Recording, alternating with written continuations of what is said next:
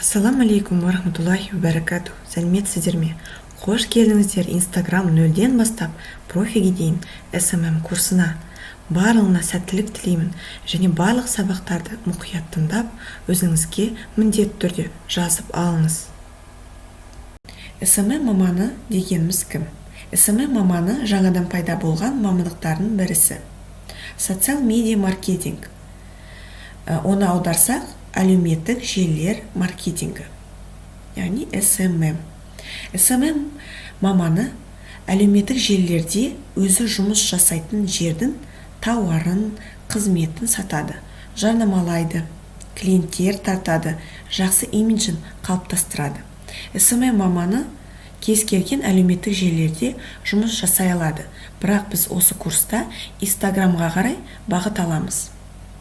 SMM менеджер тікелей жарнама жасамайды. Ол жарнама түрде жасайды. Яғни посттар арқылы, контент арқылы өзіне тартады және аудиториямен жылы жақсы қарым-қатынаста болады. Өзіне сендіреді. Оның міндеті әлеуметтік желілерде отырып, өзі қызмет ететін компания немесе мекеменің жұмыс бағдарына сай мақсатты аудиторияны тартады. Мақсатты аудитория дегеніміз, ол дәл сізге керек аудитория. Аудитория группасы немесе сегменті. Мысалы, сізде ойыншықтар сататын парақша болса, сіздің мақсатты аудиторияңыз бұл аналар. Себебі олар көп осы балаларына ойыншық сатып алып отырады. Және осы мақсатты аудиториямыз жайлы біз келесі сабақтары толығырақ түсінеміз. SMM маманның басты міндеті ол әлеуметтік желілерде мақсатты аудиторияға арнап топтар ашып, тартымды мақалалар жазып, теріс пікір болса ушықтырмай жауап беруі. Және ол өз атына кір келтірмейтіндей жағдай жасайды. Мақсатты аудиторияны мекеме сайтына бағыттайды, клиентке айналдырады. Ол дегеніміз, сізде Instagram парақша. Сіз, мысалы, косметика сатасыз. Косметика сатсаңыз, сіздің аудиторияңыз бұл әйел қауымы. Сіз соған қарай контент жазасыз, яғни соған қарай қызықты болатындай мақала жазасыз. Әйел күтімі, бет күтімі, сондай қызықты мақала жазасыз. Содан кейін косметикаңызды сатып отырасыз. Бұл бір мысал.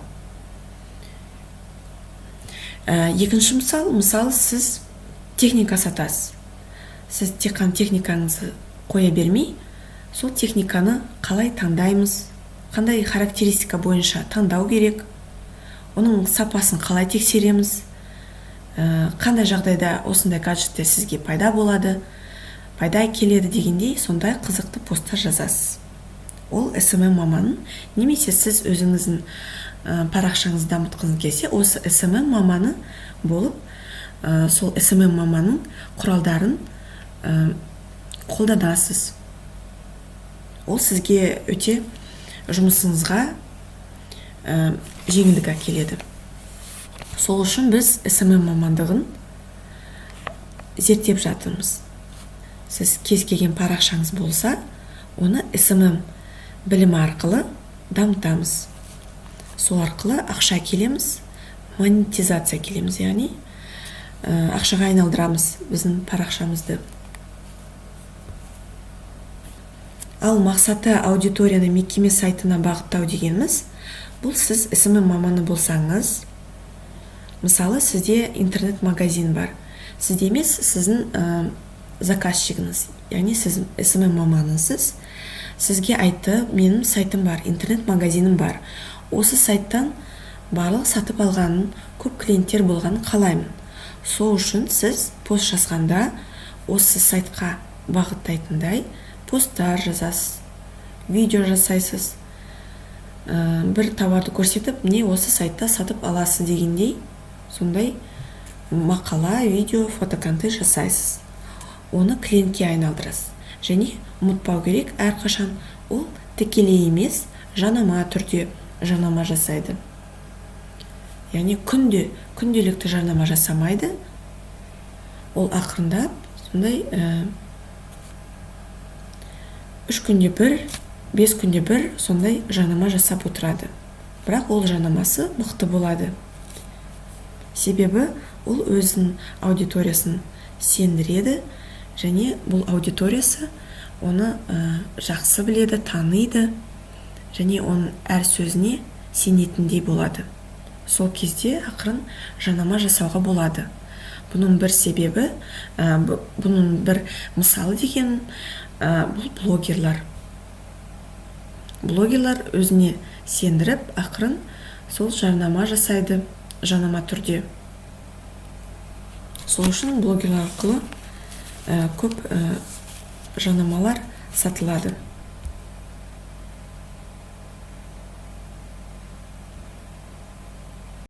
Енді блогингта ол солай, ол жанама түрде жарнама жасайды, бірақ интернет-магазиндерде олар тікелей жарнама жасап, өзіңіздің тауарыңызды, описаниесін барлығын жазады, бағасын, жеткізілуі, тағы да басқа ақпараттар, содан кейін жанына керек болатын мақалалар. Аудиторияңызды сондай сай керек болатын, аудиторияңызды тартатындай мақалалар жазып отырады. Енді SMM жұмысы мен міндетін осы сурет арқылы қарап көрейік. Осы SMM мамандығы не үшін зерттеп жатырмыз? Яғни сіз өзіңіз SMM маманы болам десеңіз де, және өзіңіз Инстаграмыңыз, парақшаңызды дамытқыңыз келсе, оны ақшаға айналдырғыңыз келсе, осы SMM маманы ретінде жұмыс жасауыңыз керек. Соны ұмытпаңыз. Сондықтан біз бірінші осы SMM мамандығын зерттеп жатырмыз. Қаласаңыз SMM маманы боласыз, қаламасаңыз өзіңіздің қандай да болсын бизнесіңіз, қандай болсын парақшаңыз, блогер болам десеңіз, осы SMM білім арқылы парақшаңызды ақшаға айналдырасыз. SMM жұмысы мен міндеті осындай: аудитория қызығушылығын зерттеу. Яғни сізге керек, сізден сатып алатындай, сіздің тематикаңызды қызығушылықпен жақсы көріп оқитындай, сондай сондай группаларын қызығушылығын зерттеу керек. Яғни ол дегеніміз қандай тематикада оқиды, интересі дейік, қызығушылығы қандай блогерларда отыру мүмкін, қандай тематикалар оқу мүмкін тағы да осы Инстаграмда, және отбасылық жағдайлары, жастары қандай болу мүмкін, соны барлығын зерттейміз, және соған қарай посттар жазамыз. Соған қарай контент, яғни мәтін, фото, видео, соны қалыптастырамыз. Және SMM менеджердің міндетінен бұл сатылым көбейту. Яғни сіз SMM маманы болсаңыз, бұл Инстаграм парақша сізге берді, сіз әрине сатылым көбейту керексіз. Көбінесе бұл SMM мамандығын, SMM менеджерін жұмыс қалғанда, мысалы, ең азынан 40 000 теңге плюс проценты деп айтады. Проценты от продаж, сатылымнан проценттері. Бұл ең азынан 40 000 теңге. Себебі бұл SMM менеджер үлкен ауқымды жұмыс жасайды. Енді ол әрине дұрыс жұмыс жасау керек, сол үшін өзінің міндеттерін білу керек. Және ол персонал алуы мүмкін, ол фотограф, модель, немесе инста-дизайнер. Ол жеке төленеді. Интернет-магазин болса, міндет түрде мысалы фотограф керек болуы мүмкін. Ол фотографты сіз жақсы таңдау керексіз. Ол именно сондай тауарыңызды жақсы суретке түсіріп, сапалы түрде түсіретіндей бір фотограф таңдайсыз. Және аудиторияға ұнау, өзіне тарту. Ол өте маңызды. Сіз өзіңіздің аудиторияңызға ұнау керексіз. Өзіңізге тарту керексіз. Оны лояльность деп атайды. Лояльность бұл сол өзіңізге сенетіндей, жақсы, жылы қарым-қатынаста болу. Сізде сатып алатындай, сондай аудитория қалыптастыру. Және негативті жоқ қылып отыру. Осы инстаграмда хейтер деген түсінік бар. Ол деген жаман пікір жазатын адамдар. Ол әдейі жазу мүмкін конкуренттерден, немесе өзді сондай мәдениеті төмен адамдар сондай жаман негативті комментарий қалдыру мүмкін. Сіз оған әдемі түрде жауап беруіңіз қажет. Және қосымша сатылым көбейту.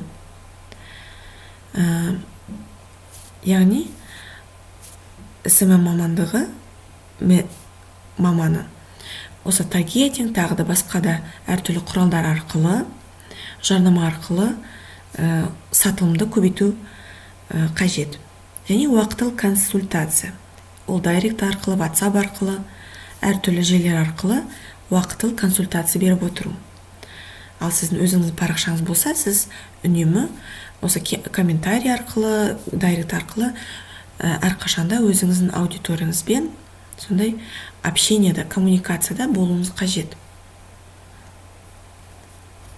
Сайтқа, парақшаға трафик көбейту. Яғни сізге осы мен интернет-магазинім бар, соған сатылым көбейту керек деп сізді SMM менеджер ретінде алса, сіз сол сайтқа бағыттайтындай жұмыс жасау керексіз. Трафик көбейтесіз. Соған тауар болса тауарын сатып алатындай, немесе бұл сондай ақпараттық сайт болса ақпаратын оқитындай сондай мақсатты аудиторияңызды жинайсыз. Инстаграм желісі қандай? Ол әдемі, визуал түрде дамыған, ауқымды, популярлы, үлкен желі. Неге біз Инстаграм таңдадық? Неге Фейсбук емес? Неге ВКонтакте, Одноклассники емес? Себебі бұл визуалды түрде дамыған желі. Ал визуалды түрде даму деген ол көзбен тезірек қабылданады, ақпарат тез сіңіріледі, яғни фото, видео қарау жеңілірек адамға. Мәтінді оқимыз, бірақ ол мәтін Инстаграмда міндетті түрде цепляющий болу керек, және мақсат аудиторияға сай қызықты болу керек. Осы Инстаграм арқылы өзіңіздің кез келген бизнесіңізді домалатуға болады. Оның бір көрінісі бұл интернет-магазиндер барлығы дерлік осы Инстаграмда отыр.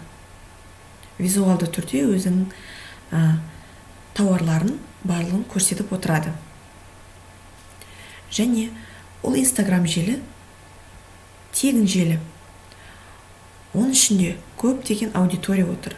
Ауқымды сондай желі бола тұрып, біз оны қалай қолданбаймыз? Әрине қолдануымыз керек. Бірақ біз оны дұрыс құралдармен, осы курста берілетін құралдар арқылы қолдансақ, барлығын иншаллах ақшаға айналдырамыз. Сізге үйде отырып ақша табуға мүмкіндік болады. Блогер дегеніміз кім? Блог ол күнделік, ал блогер күнделік жүргізуші. Блогерді дұрыстап түсіну үшін біз блог типтерін қарастырамыз. Ең бірінші тип бұл жеке парақша күнделік. Және осы тип көбінесе көп ақша табады, көп аудитория жинайды. Бұл мысалы Мамасита.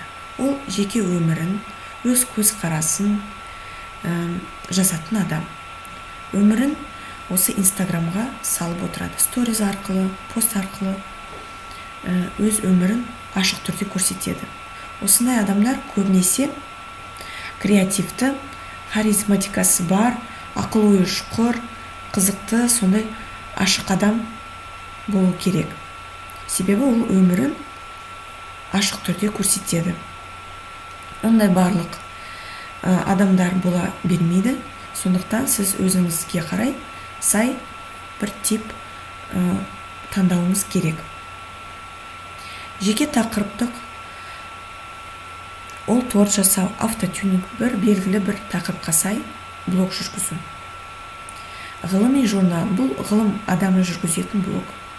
Ғылым жайлы жазатын.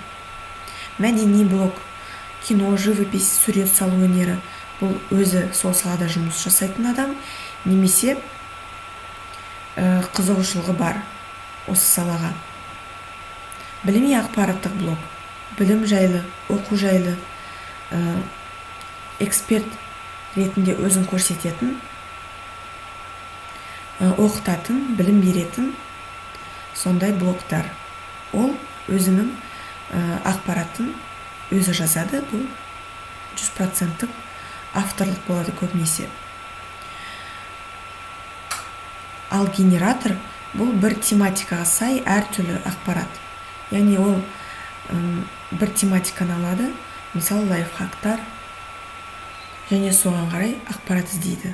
Ол өзінің ақпарат емес, ол авторлық ақпарат емес, ол барлық жерден жинайды оны генератор ретінде сол парақшада салып отырады күнделікті. Бұны генератор деп атаймыз. Блог түрлері. Бьюти-блогер, әдемілік, сұлулық, күтім жайлы жазатын блогерлар, ол сол салаға қызығатын немесе сол салада жұмыс жасайтын блогер болуы мүмкін.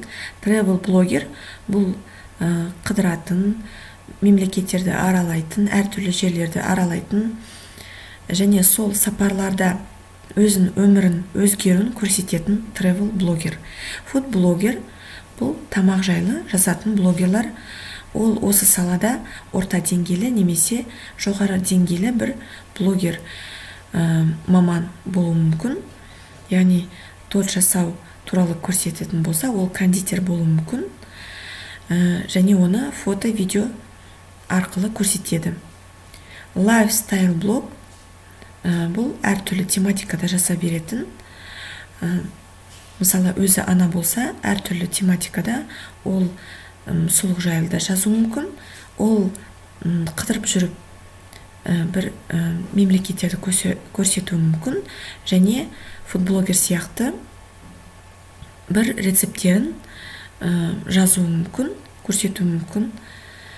Сондай әртүрлі темаға жаса беретін блогерлар. Бұл бьюти-блогер мен travel-блогер, фуд-блогерлар блог типтеріне қарасақ, бұл жеке тақырыптық типке жатқызылады. Және эксперт блогы, ол өзін эксперт ретінде көрсететін, қалыптастыратын бір мамандық иесі өзін эксперт ретінде сол аудиторияда көрсетеді. Бизнес-блог немесе бизнес-блогер ол бір белгілі бір бизнес жайлы жазатын блогерлар.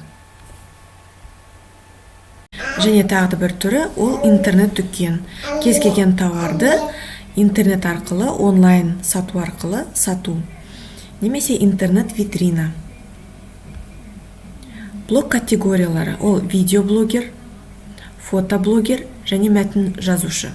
Видеоблогер оның контенті көбінесе ақпаратты видео арқылы беретін болса, фото бұл фото арқылы көбінесе береді, және мәтін ол көбінесе барлық ақпаратты мәтін жазу арқылы қызықты етіп жазады.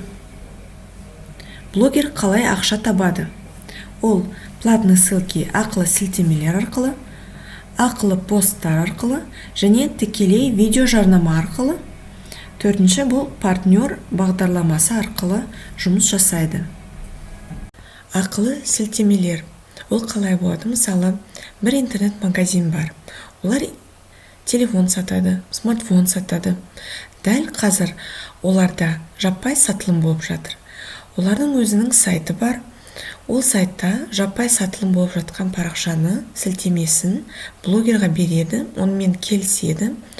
Олар әрине өзіне аудиториясына жақын бір блогер таңдайды. Мысалы, енді аналар блогында таңдауы мүмкін, оған береді және онымен келіседі бір сыйақыға.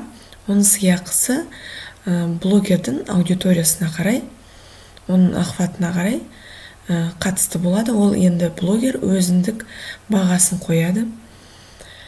Сол сыйақыға келсе, интернет-магазин мүмкін ол сыйақы сол телефон бағасындай болса, сол телефонды да сыйлық ретінде бере салады, немесе ақшалай түрде. Енді сол блогер ақылы сілтемелерді немесе лентада, немесе сторизде, немесе тікелей эфирде де жариялау мүмкін. Ол мысалы былай айтады, сторизда шықты дейік, мен бүгін телефон сатып алдым. Оның бағасы басқа магазиндерде 90 000 теңге, ал мен оны 50 000 теңгеге алдым. Себебі бір жаппай сатылым болып жатқан интернет-магазин таптым. Сізге де керек болса, міне сілтемесі деп айта салады. Солай міне бір жарнама жасайды. Ақылы посттар ол тікелей емес, жанама түрде жасалатын лентадағы жарнама. Оны блогер достап тұрып, ойланып, әдемілеп, әңгіме арасында бір жарнама жасайды. Бірақ ол жарнаманы кейбір оқырмандар түсінбейді. Оны өзінің бір берген ақылы, ойы деп ойлайды. Яғни ол тіпті ешкімде түсінбейді бұл жарнама екенін. Сондай әдемі түрде, сондай жарнама түрінде беріледі. Мысалы, мен осындай подборка жасадым. Осындай интернет-магазиндер ең жақсы деп таңдадым деп бір подборка жасау мүмкін. Мынау осындай магазинмен мында бір күні мындай сатып алдым. Мына магазинде қызыма ойыншық сатып алдым. Өте жақсы скидка жасады, немесе сапалы болды. Сондай сияқты әртүрлі посттар шығару мүмкін. Және осы ақылы посттар олар қымбатырақ болады. Тікелей видео жарнама. Оны сториз арқылы немесе тікелей эфир арқылы жасайды. Оны қысқаша түрде немесе кәдімгідей дайындалып жасауы мүмкін. Ол енді сыйақысына қарай жасалады. Мысалы, қысқаша енді ол түсінікті. Тікелей эфирде осылай қолында сол бір товарын ұстап, міне осындай мен сатып алдым, міне жүзіме осы кремді жақтым, осындай бір эффект болды, өзімде таң қалдым, міне осындай крем сатып алуымыз мүмкін деп. Немесе даже мақтамау да мүмкін. Міне осындай бір витаминдер бар, осыны сатып алып көріңіз. Осы интернет-магазинда мындай витаминдер сатылады деп сілтемесін бере салу мүмкін. Болды. Сол үшін ол кәдімгідей, мысалы, мықты блогерлар болса, ол бір 15 000, 20 000 теңге алу мүмкін бір сондай жарнама үшін. Содан кейін, және ол 20 000 теңге шегі емес, одан да көбірек алу мүмкін. Ол әртүрлі бағалар болады. Енді ол блогерлардың сол аудиториясына қарай. Ол мүмкін 80 000-ға дейін бару мүмкін. 80 000-ға дейін бір жарнама. Содан кейін енді тікелей эфирде тағы да бір жарнама жасады. Мысалы, бұл аналар блогері. Мысалы, оған бір интернет-магазин коляска берді, сыйлады. Ол сол колясканы енді жарнама түрінде беру мүмкін. Ол колясканы сыйақы түрінде немесе плюс жаңа ақша беруі мүмкін. Ол блогердің айтқанындай аудиториясына қарай. Бір коляска берді, бір функционалды, ең әдемісін, ең қымбатын аудиторияға сондай қызығатындай жақсы бір коляска берді дейік. Ол аналар блогері бір тікелей эфирде сол коляскамен шықты. Енді аудиториясы күнде оны қарап жүр, біледі, оны барлығын біледі, қандай коляскасы, қандай баласының ойыншықтары бар дегенде кейбір нәрселен күнделікті қарап отырғасын біледі. Енді коляскасы басқа болғанын түсінеді, көреді, қызығады, сұрай бастайды, бұл қандай коляска, қашан сатып алдыңыз, бұны функционал қандай көрсете аласыз ба дегендей аналар болғасын, оларда қызға бастайды. Ол көрсетуі мүмкін сол тікелей эфирде немесе сториздерде былай ашылады, міне осындай функционалды, сондай жеңіл. Содан кейін ақырын сол интернет-магазин жайлы да айтып кету мүмкін. Осындай міне интернет-магазинде мен сатып алдым, ол жерде скидка болды, немесе плюс подарок маған болды. Мен өте сондай қуаныштым, осындай коляска алғаныма деп жарнама жасау мүмкін. Бұл тікелей видео жарнама.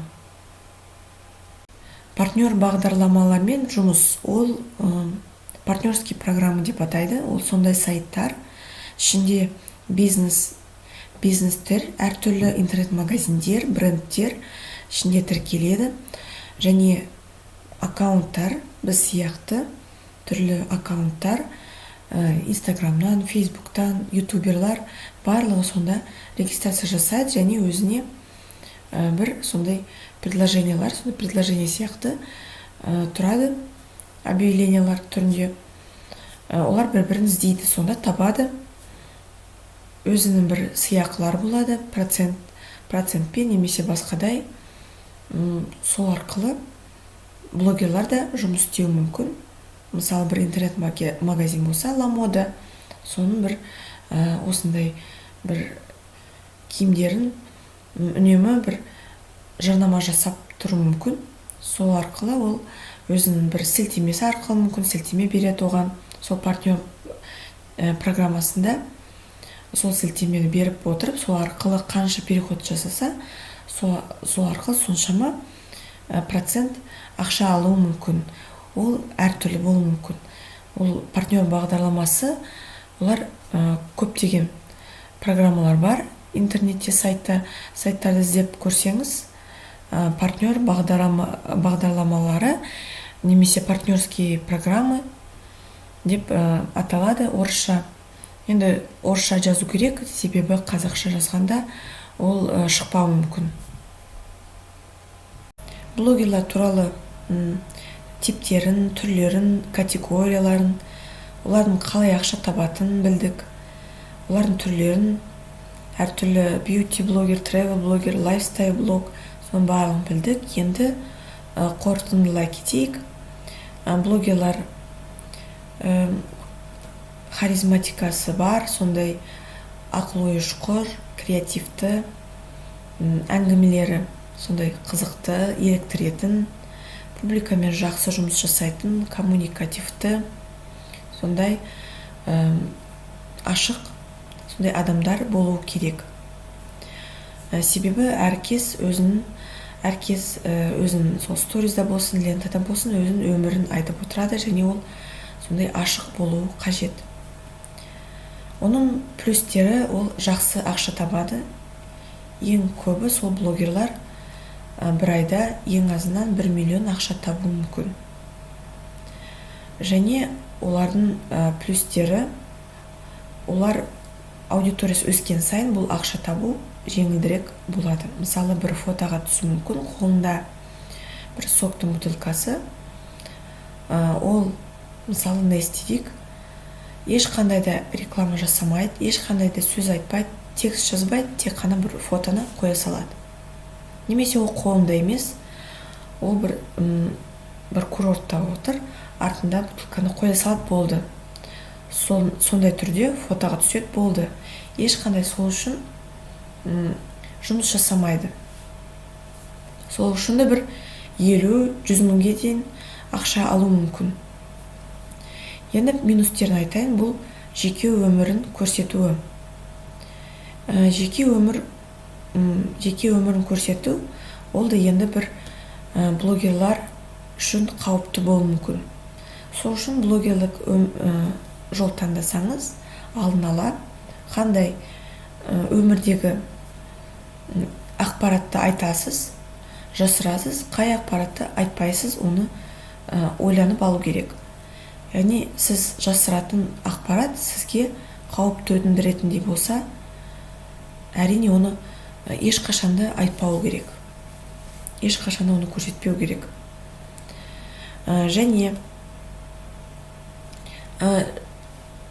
минустерінен хейтерлер. Аудиториясы өскен сайын хейтерлер көбейе бастайды, және олар міндетті түрде болуы мүмкін. Оның көзқарасына блогерлардың қарама-қарсы бір пікір жазу мүмкін, немесе боқтық сөз жазу мүмкін. Сондай блогерларға әртүрлі сондай жаман пікір қалдырып отыру мүмкін. Ол кезде де блогерлар жақсы жауап беру керек.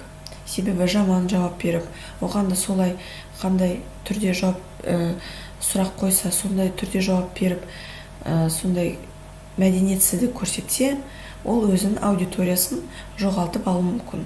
Сондықтан блогерлар әрқашан коммуникация сондай жақсы болу керек. Өзінің аудиториясымен, жақсы көретін аудиториясымен болсын, жақсы көрмейтін аудиториясымен болсын, жақсы мәміледе болу керек. Бір ғана сөзі тікелей эфирде біреуді ренжітетін бір сөз болып қалса, мысалы, ол бір миллион бір аудиториясы кетіп қалуы мүмкін. Бір сөз үшін. Сол үшін блогер әр қадам үшін, әр сөз үшін өте абай болу керек. Сіз блогер болам десеңіз, сондықтан жақсылап өзіңіздің стратегияңызды барлығын ойланып қағазға жазып алу керексіз.